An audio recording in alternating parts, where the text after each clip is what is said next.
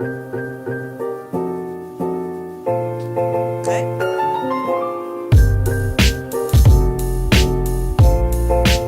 une soirée un petit peu différente. C'est qu'une maître d'armes qui accompagnait Hervé Baumlar. Alors, pourriez vous demander pourquoi l'escrime et la varap?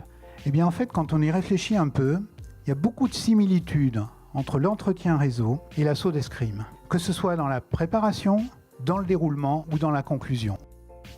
On utilise l'analogie de l'escrime, et dans cette analogie, la personne en face figure le réel. Pourquoi? Parce que le réel est incertain, et le réel est réactif, et le réel est plein d'opportunités. Donc la première étape, elle est fondamentale dans le réseau, c'est de déterminer sa cible. Que cherchons-nous en entretien réseau?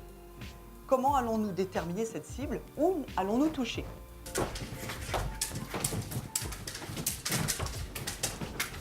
Halte. Alors nous voyons qu'ici, il y a eu une touche. Qu'est-ce qui s'est passé? Vous pouvez me dire comment vous avez fait? Oh, j'ai tapé partout. Voilà, ça demande de l'énergie, donc potentiellement au bout de quelques mois, beaucoup de fatigue. Si vous n'avez pas de cible, si vous ne ciblez pas vos propos, si vous ne ciblez pas vos interlocuteurs, si vous ne vous adaptez pas au marché, évidemment, vous faites du réseau salon de thé, c'est-à-dire c'est du réseautage peut-être intéressant et sympathique, mais qui n'apportera rien. Donc l'efficacité est dans la détermination de la cible. Il ne faut pas se lancer tout de suite dans le réseau si on n'a pas les codes. Donc le conseil que je vous donne par rapport à cette préparation, c'est de faire les premiers entretiens réseau en répétition, des entretiens réseau à faible enjeu. Vous n'êtes pas en face de décideurs, vous êtes en face d'informateurs, vous êtes en face de veilleurs, de connecteurs. Et une fois que vous êtes vraiment à l'aise dans votre préparation, vous avez bien tous les codes, vous savez comment fonctionner, vous savez ce qui marche avec vous, là, vous attaquez les décideurs. On est au départ dans l'inconnu et on va progressivement arriver dans le connu. Nous devons aussi, bien sûr, nous préparer techniquement, précisément, avec les bons codes, les gestes, la posture. Allez, il y a un temps pour chacun. Vous savez qu'en réseau, c'est à peu près 45 minutes. Ça vous paraît peut-être court, mais c'est là qu'on va être obligé de centrer sur l'essentiel. Validez toujours le temps de l'entretien réseau au début de l'entretien réseau et gérez ce temps-là pour que 5 minutes avant la fin, si la personne ne vous a pas ouvert une porte dans l'entreprise, vous puissiez lui demander des contacts pour pouvoir poursuivre votre démarche réseau. Et je finirai aussi sur l'intelligence de la situation, c'est aussi de percevoir si la personne est disposée, est bien disposée ce jour-là. Dans un échange, on a besoin de s'adapter. Pour s'adapter, je vous propose, pour commencer, vous d'avoir, par exemple, 2 armes. Vous êtes droitière et vous allez travailler à gauche.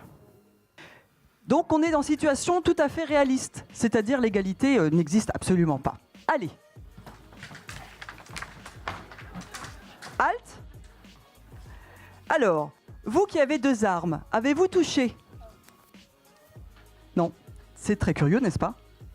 Eh bien, en fait, il est difficile de toucher avec 2 armes parce que ça demande énormément d'apprentissage. Donc, ce que l'on peut prendre pour une force peut devenir un handicap. Est-ce que vous avez touché? Non plus. Pourquoi? J'essayais de me défendre, je l'ai vu avec 2 armes, donc j'essayais de me débattre en fait. Elle s'est débattue avec sa croyance qu'avec 2 armes et quand on est grand et fort, on est plus fort. En fait, non.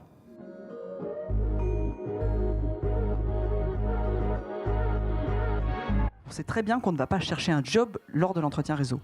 Mais en revanche, on vient chercher des victoires d'étape en ayant l'ouverture sur le job. Tout de suite, tout de suite.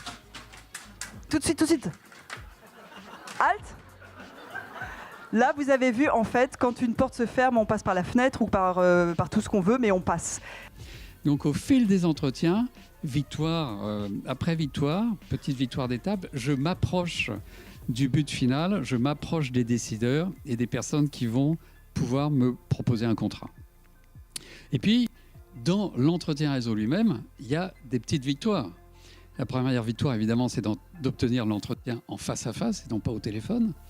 La deuxième victoire, c'est de se présenter d'une façon concise où la personne ne vous demande pas de répéter ou ne vous dit pas « j'ai rien compris à ce que vous m'avez dit ».